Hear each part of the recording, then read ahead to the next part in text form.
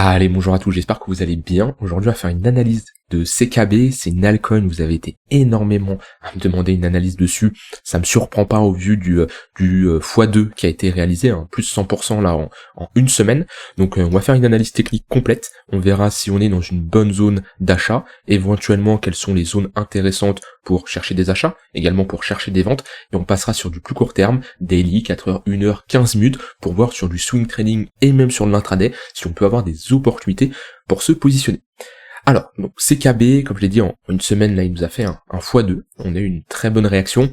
Et c'est vrai que la majorité des gens, c'est peut-être ton cas, vous vous intéressez à une crypto quand elle a pump. Ce qui n'est pas problématique pour ceux qui font du trading, sur de la continuation de tendance, sur l'intraday, voire du swing. Parce que quand on trade la tendance, notre but, c'est de se positionner là, on a un flux, un fort momentum, c'est le cas de CKB.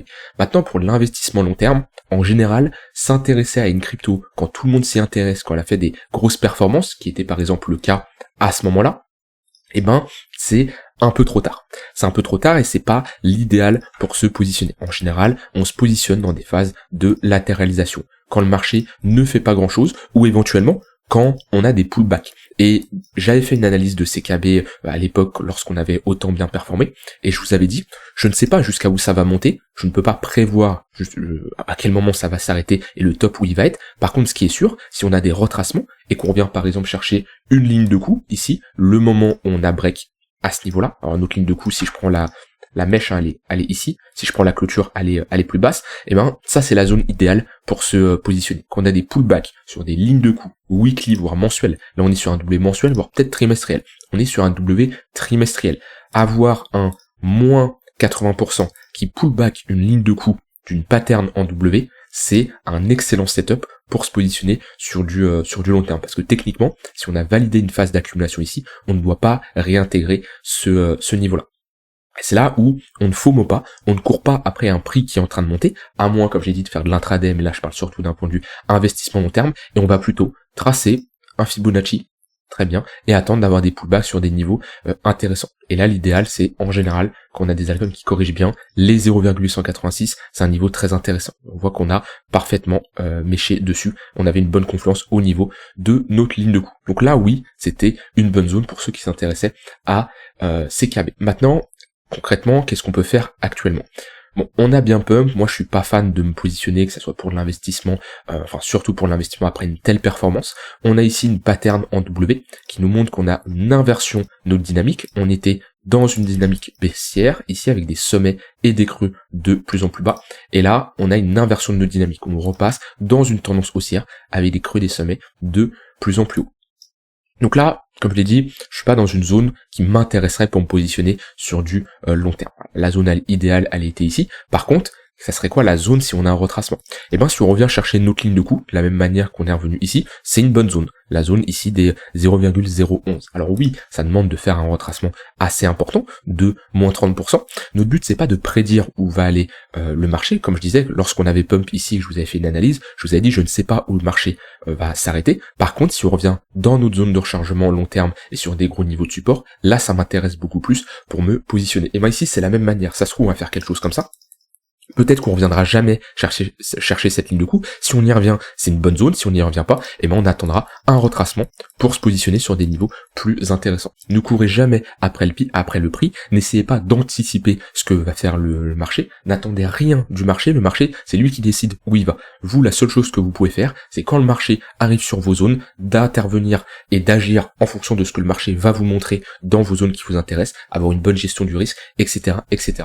Donc là, CKB, voilà, sur du long terme. Alors déjà, si on vient chercher ce gros niveau de support qui est tout simplement une phase d'accumulation, dites-vous quand on a comme ça une grosse phase d'accumulation de range et qu'on pull back ce niveau, bah, c'est toujours des niveaux intéressants. La deux têtes par exemple, je pense à Chainlink, voilà, ça c'est on a un exemple concret ici, on a toute une phase d'accumulation, on break, on pull back sur la ligne de coup, ça c'est des bonnes zones où en général on va avoir une réaction acheteuse, surtout après, comme ça une grosse baisse de moins 80%, c'est souvent des niveaux qui sont rachetés. Au niveau du MACD, hop là. En plus, on voit bien qu'on poussait à la divergence haussière. À ce niveau-là, on fait un creux plus bas que le précédent. Et sur le MACD, ici, on voit qu'on fait un creux plus haut que le précédent. Ça nous indique quoi? Ça nous indique tout simplement qu'on a un affaiblissement des vendeurs, on a une perte de momentum du côté des vendeurs. Ça veut pas spécialement dire ça y est, les acheteurs ils vont être 100% de retour, mais ça nous montre qu'on a des vendeurs qui sont de plus en plus faibles. Et vous couplez ça avec une bonne zone de localisation comme on était ici, en général on a des probabilités d'avoir une réaction acheteuse. Et là on a bien un W sur le MACD, donc pour le moment on a un flux qui est assez intéressant. Donc voilà, globalement les zones d'achat, si on revient chercher notre ligne de coup, ici c'est une bonne zone, et si on revient également plus bas, rechercher cette zone là, c'est également une bonne zone. Par contre on ne veut pas de l'acceptation sous ce niveau là, c'est à dire que si on commence à clôturer en dessous, on a la réintégration dans une phase d'accumulation, dans un range, et dans ce cas là on aura de grandes chances d'aller chercher l'extrémité basse. Quand on a comme ça une grosse phase d'accumulation, on ne veut absolument pas avoir un break, enfin une réintégration, parce que ça voudrait dire qu'on réintègre la phase d'accumulation, notre value area globalement, et on aura de grandes chances d'aller chercher l'extrémité basse. Donc voilà, tant qu'on évolue au-dessus de ce niveau-là, pour moi on est plutôt dans une phase où on va plutôt chercher à viser une tendance haussière sur les marchés. Donc ça c'est les gros niveaux sur du long terme sur CKB. Maintenant d'un point de vue retracement, on va mettre un Fibo sur ce niveau-là. Hop là. Alors on s'est arrêté proche des 0,382. Dans tous les cas on voit qu'on a ici un niveau de résistance. Je vais passer sur du plus court terme pour qu'on le voit, mais voilà, c'est une phase où office de résistance, support, on a break, résistance, on voit qu'on s'est pas arrêté n'importe où, c'est un niveau où on pouvait s'attendre à avoir une réaction vendeuse. C'est globalement le plus gros niveau. Si on réintègre après, on n'a pas grand chose, on va voir les 0,118 également, et ensuite si on break les 0,118, on n'a pas grand chose au-dessus. Pour moi on n'aura pas de mal de faire un nouveau sommet, donc étape par étape j'ai envie de dire, et après on peut mettre des extensions. Alors je pourrais mettre également un Fibo sur tout ce niveau-là, on voit qu'on s'est arrêté dans notre zone de rechargement de short, de ce gros niveau, et ensuite si on arrive à parvenir à cette zone de rechargement de short, on peut mettre des extensions de Fibonacci, ce qui nous donnerait un CKB au niveau des 7 centimes de dollar, entre les 7 et les 8 centimes de dollar. Alors attention, je dis pas qu'on va aller absolument chercher ces niveaux-là, je dis juste que si on fait un nouvel ATH, vu qu'on n'a plus d'historique de prix, vu qu'on fait un all-time low, d'accord, c'est-à-dire qu'on arrive sur des prix historiques, et ben on met des extensions de Fibo pour déterminer des zones de prise de profit intéressantes. Alors c'est des niveaux où je dis pas que le marché va 100% poser un top là-dessus, mais ça nous permet d'avoir des niveaux où on va tout simplement pouvoir sécuriser une partie de notre position. Et voilà, cette zone entre les 100% d'extension et les 1,118, en général c'est une très bonne zone pour chercher à prendre des profits, des niveaux qui s'activent uniquement si on fait un nouvel ATH. Tant qu'on ne fait pas de nouvel ATH, on n'est pas sur des extensions, mais on est sur des retracements. Donc vous avez globalement les niveaux assez intéressants sur CKB. Maintenant, on va passer sur du plus court terme. Sur du daily, on voit bien qu'on a l'inversion de notre dynamique, avec ici des sommets de plus en plus bas, et là un sommet plus haut que le précédent, un W, on retrace, on refait un W, voilà, ça c'est une bonne pattern de retournement. On a un MACD qui est très acheteur, avec un flux bien haussier, donc ce qui nous montre que là déjà on a un flux acheteur. Ne cherchez pas à short ce genre de marché. Quand on a comme ça un flux haussier, un prix qui fait un x2 comme ça en quelques jours, il y en a beaucoup qui se disent ah bah tiens je vais short le marché parce que ça pump trop, c'est obligé que ça va retracer. C'est pas la bonne manière de procéder. Si vous procédez de cette manière-là, vous allez vous faire rect sur les marchés. Au contraire, dites-vous que le marché a pump, on a un flux acheteur, et ben vaut mieux se positionner dans le sens du flux. Et les ranges précédés par des dynamiques haussières ont plus de chances de casser par le haut. Ici on voit bien qu'on avait un range, on était plutôt ici dans un triangle, hein, mais on voit bien qu'on avait une compression, et ben ce genre de compression précédée par une dynamique haussière, plus de chances de casser par le haut. Ici, si je mets des moyennes mobiles, on voit bien qu'on a des moyennes mobiles qui sont bien orientées par le haut, orientées à la hausse. On a le 15 minutes qui est au-dessus du 1 heure, le 1 heure qui est au-dessus du 4 heures, le 4 heures qui cross le 3 jours et qui va sûrement cross le daily. Et actuellement, on est dans une bonne zone pour, sur l'intraday, chercher des achats. Alors, maintenant, il y a avoir la zone et avoir la réaction acheteuse. C'est toujours bien de localiser et déterminer une zone d'intervention, ce qui est le cas ici. Maintenant, ce qui nous manque, c'est la pattern de retournement, le signal qui nous montrerait tout simplement qu'on a une réaction acheteuse. Parce que là, on a en 1 heure une petite pattern de retournement. Ça veut pas spécialement dire que ça y est, c'est la fin, on va se retourner, mais ça nous indique, attention, on a potentiellement trouvé un top temporaire qui peut durer quelques heures, quelques jours, et ce qu'il nous faut pour inverser cette dynamique en 1 heure, 1 heure 30 minutes qui est plutôt baissière ici avec des sommets et des creux de plus en plus bas, c'est à nouveau une pattern de retournement. Donc on voit bien ici que on a ce sommet-là, sommet, creux, sommet plus bas que le précédent, break. Ça nous indique, ok, M-top, des sommets, des creux de plus en plus bas, on va passer dans une dynamique court terme, plutôt baissière. Maintenant, on revient chercher une bonne zone de localisation. Je m'attends à une réaction acheteuse dans cette zone-là, mais tant que je ne l'ai pas, je ne vais pas spécialement me positionner. Alors, j'aime bien avoir des confluences au niveau des points pivots. Hop là. Alors, j'ai mes points pivots weekly. Où est-ce qu'ils sont? Je les ai pas affichés. Ok, c'est bon, parfait.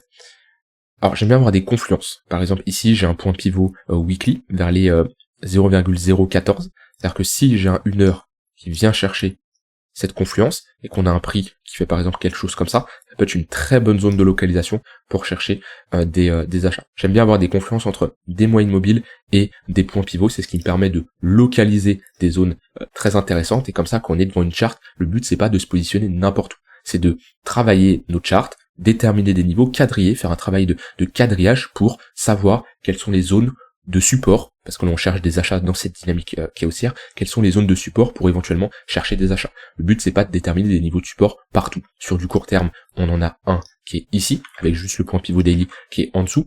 Ici c'est un niveau intéressant si on va avoir cette confluence avec le tunnel 1 heure, et si on a un retracement plus important, par exemple on a le point pivot monthly qui serait ici avec le tunnel 4 heures. Maintenant avoir un retracement aussi important, si on retrace plus de 50% de cette impulsion, ça me montrerait quand même que on a une forte réaction vendeuse, et ça serait compliqué pour faire de la suivi de tendance. Si on fait un x2 en une semaine, et la semaine d'après, on retrace plus de 50, plus 60% du mouvement, ça montrerait quand même que on a un retour vendeur, et c'est compliqué pour faire de la continuation de tendance dans ce genre de configuration.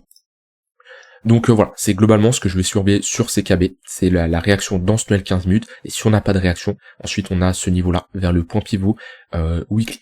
Maintenant, pareil, si on doit faire un nouveau sommet, et qu'on continue cette dynamique haussière, alors déjà je peux mettre ici des extensions de Fibo, prenant ce niveau-là, tac, ça me donnerait une extension entre les 118 et 100% d'extension, de la même manière où je pouvais mettre ici une extension là, et on voit qu'on s'est parfaitement garé dans notre zone entre les 100% et 118. C'est une prise de profit théorique. On rentre dans une phase de latéralisation, on prend le point le plus haut, le point le plus bas, là comme je l'ai montré tout à l'heure, on est dans ce triangle de compression. On prend le plus haut, le plus bas, et au moment de la cassure, on peut aller chercher l'extension 1,118, 100% d'extension. On a c'est parfaitement garé à l'intérieur de ce niveau-là. Et là, on peut faire la même chose. Si on parvient à break ce niveau par le haut, on pourrait aller chercher les 2 centimes de dollars qui serait une prochaine target, et de la même manière, on pourra faire la continuation de tendance en cherchant des achats dans le tunnel 15 minutes. Donc voilà pour CKB, si je résume, sur du très long terme, on a une bonne réaction acheteuse. Maintenant, selon moi, compliqué de chercher des achats dans cette zone-là, vu qu'on retrace quand même assez bien. Si je mets tous Fibo, voilà, on est quand même proche des 0,382, c'est pas la zone idéale, Pour moi, la zone idéale, elle est ici, ou éventuellement si on a un retracement plus important en weekly sur notre ligne de coup. Et pour la continuation de tendance, tunnel 15 minutes, tunnel 1 heure, des niveaux à surveiller pour chercher à jouer la continuation de cette dynamique. Et si on break le précédent sommet, on ira chercher l'extension de ces niveaux-là. Je vais juste rapidement regarder CKB contre le BTC, ce que ça nous donne. Ok, c'est plutôt pas mal, déjà, sachant que la plupart des altcoins sont dans une dynamique baissière contre BTC, parce qu'au vu de la Bitcoin dominance, on a ici un BTC qui superforme la majorité des altcoins. Donc ça, c'est un point déjà très important à noter. Ici, on a quand même un CKB qui réagit plutôt bien face au BTC. On a potentiellement ici un bottom qui est posé, vu qu'on a réintégré ce niveau, qui est important. On l'avait perdu. On est repassé au-dessus, il fait office de support, bonne réaction acheteuse, on revient chercher la zone d'imbalance, on a à nouveau une bonne réaction acheteuse, en plus on pousse à la divergence haussière, on retrouve un momentum positif, et on a ici cette pattern de retournement. Donc là, quand je vois ce genre de chart, pour moi, CKB est prêt à surperformer le BTC. Maintenant, c'est vrai on s'est rapproché d'une résistance assez rapidement, mais en tout cas, pour l'intraday, ça reste une altcoin qui est forte, intraday swing, une altcoin qui est forte pour faire de la continuation de tendance. Attention quand même, ce 18 septembre, on peut s'attendre à énormément de volatilité avec les taux d'intérêt, le FOMC, tout ça. Donc méfiance sur vos trades, mais voilà, comme je dis, c'est une altcoin qui est forte, qu'il faut surveiller. Quand on a comme ça une altcoin avec un flux très puissant, vaut mieux surveiller parce que ça peut être intéressant pour faire de la continuation de tendance. Et surtout, s'il vous plaît, ne vous opposez pas au flux. La plupart font cette erreur-là, c'est de se dire ça a très monté, ça a trop monté, je short. Non, ça a trop monté, ça peut continuer à monter. Une tendance haussière se prolonge plusieurs fois et se retourne qu'une seule fois. Donc au lieu d'anticiper quand elle va se retourner, cherchez plutôt à jouer la continuation de tendance. J'ai terminé, j'ai dit ce que j'avais envie de dire sur CKB, n'hésite pas à me dire ce que vous en pensez, je sais qu'il y en a beaucoup qui êtes positionnés sur cette crypto-là, je l'ai vu avec les messages que vous m'avez envoyés, vous voulez que je fasse une analyse, et ben je l'ai faite. Dites-moi ce que vous en pensez, en tout cas pour le moment la charte elle est plutôt satisfaisante. Maintenant, elle dépend toujours au BTC, et comme je l'ai dit à ce mercredi 18 septembre qui va être très intéressant à suivre pour les cryptos. Je vous souhaite une très bonne fin de journée et on se retrouve demain pour une prochaine vidéo. Bye bye.